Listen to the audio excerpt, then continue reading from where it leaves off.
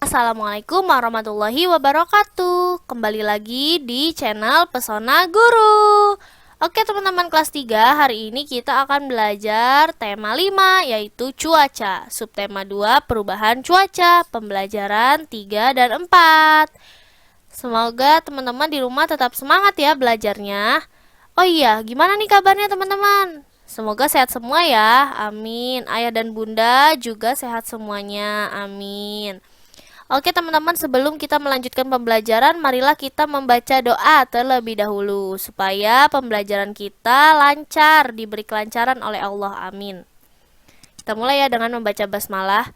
Bismillahirrahmanirrahim. Rabbi zidni ilma warzuqni fahma, amin. Oke, next. Tujuan pembelajaran. Yang pertama, dengan membaca, siswa dapat menemukan kata atau istilah khusus yang berkaitan dengan pengaruh perubahan cuaca terhadap kehidupan manusia yang terdapat dalam teks bacaan dengan benar. Dengan berdiskusi, siswa dapat menceritakan kembali pokok-pokok informasi yang berkaitan dengan pengaruh perubahan cuaca terhadap kehidupan manusia dengan menggunakan bahasa sendiri, dengan lengkap dan tepat. Dengan benda konkret, siswa dapat membandingkan dua pecahan berpembilang sama dengan benar.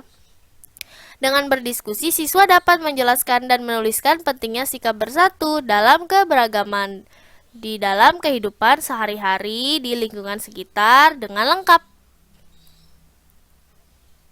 Oke, di sini kita lihat gambarnya ya, ada cuaca cerah atau berawan. Ada juga cuaca hujan. Nah, dari dua cuaca ini, kira-kira what do you like? Apa yang kamu sukai? Oke, terima kasih jawabannya.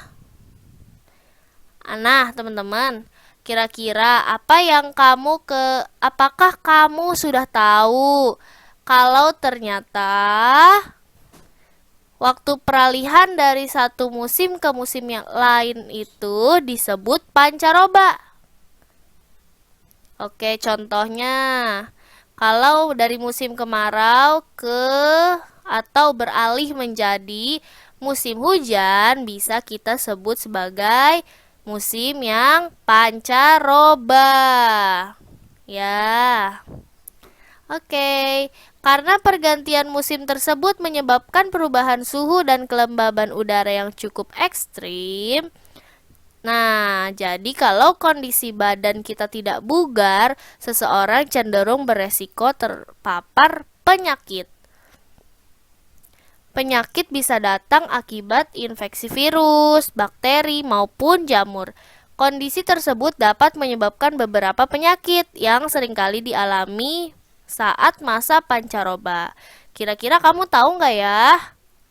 Kalau tahu boleh disebutin penyakit apa aja ya kalau misalnya lagi masa pancaroba. Oke, di sini Bunda Guru beritahu kurang lebih ada 3 penyakit selama masa pancaroba. Ada sakit flu, ada DBD, ada ISPA. Oke.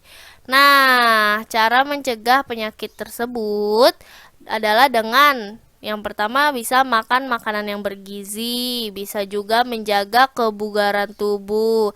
Dan jangan lupa teman-teman memakai masker seperti bunda-bunda guru kelas 3 yang cantik-cantik ini. Ketika Salman sakit flu, ibu membuatkan kue untuk Salman. Ibu membuatkan brownies keju dan bolu gulung coklat yang sama besarnya. Nah, ini dia. Ibu memotong brownies keju menjadi 7 potong sama besar. Sepotong kue bernilai 1/7. Selanjutnya, ibu juga memotong bolu gulung coklat menjadi 4 bagian sama besar. Sepotong kue bernilai 1/4.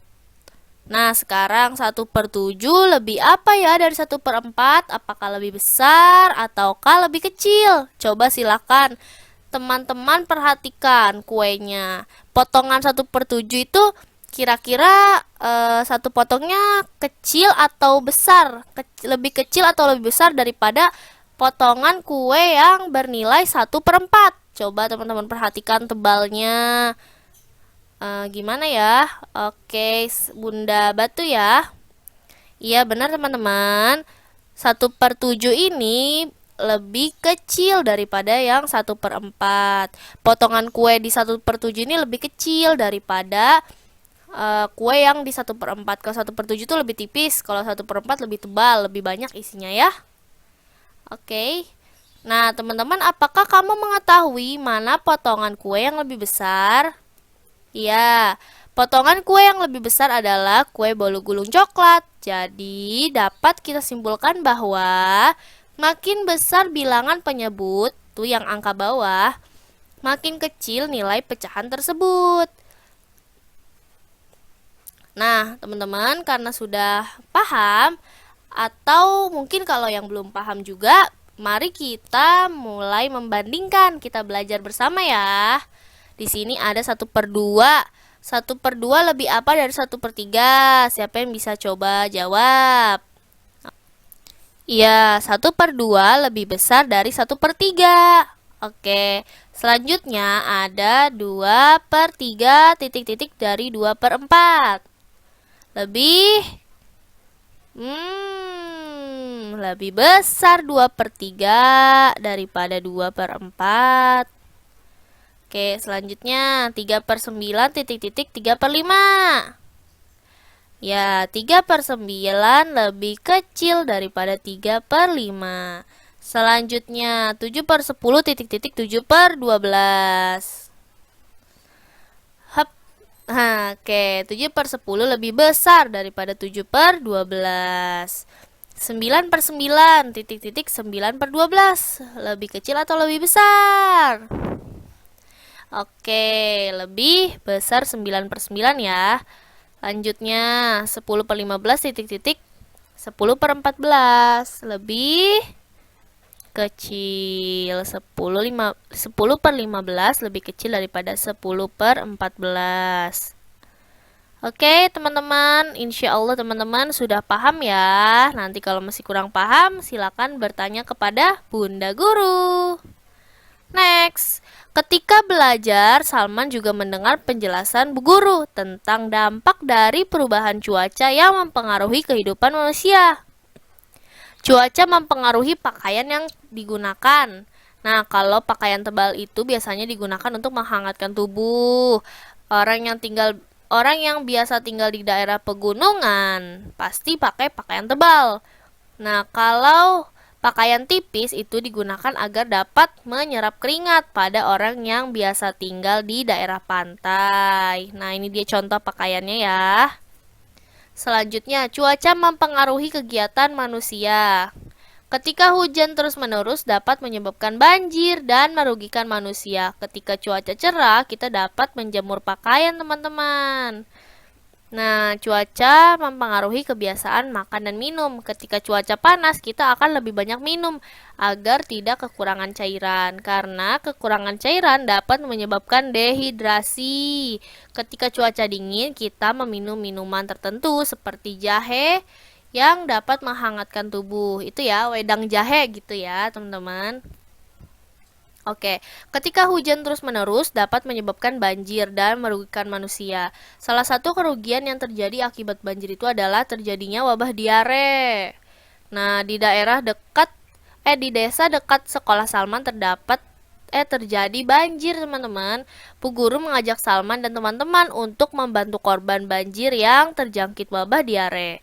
Salman dan teman-teman sepakat memberi bantuan berupa selimut, obat-obatan diare, dan buku pelajaran. Saat Salman dan teman-teman datang, mereka disambut dengan gembira oleh warga desa.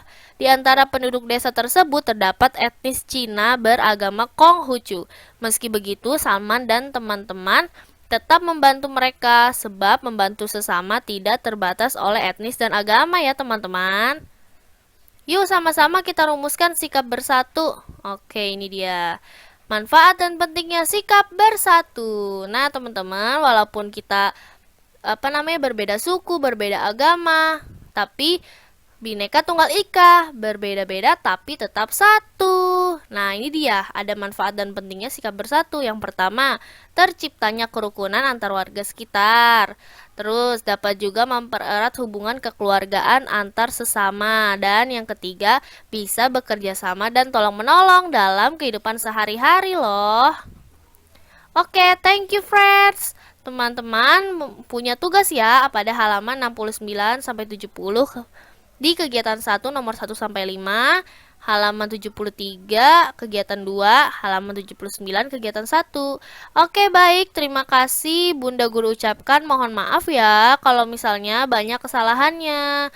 Terima kasih sudah mendengarkan. Semoga ilmunya bermanfaat. Amin. Bunda Guru tutup. Marilah kita baca hamdalah dulu. Alhamdulillahirabbil alamin. Terima kasih ya teman-teman semua. Bunda Guru tutup. Wassalamualaikum warahmatullahi wabarakatuh. Bye bye. Thank you friends.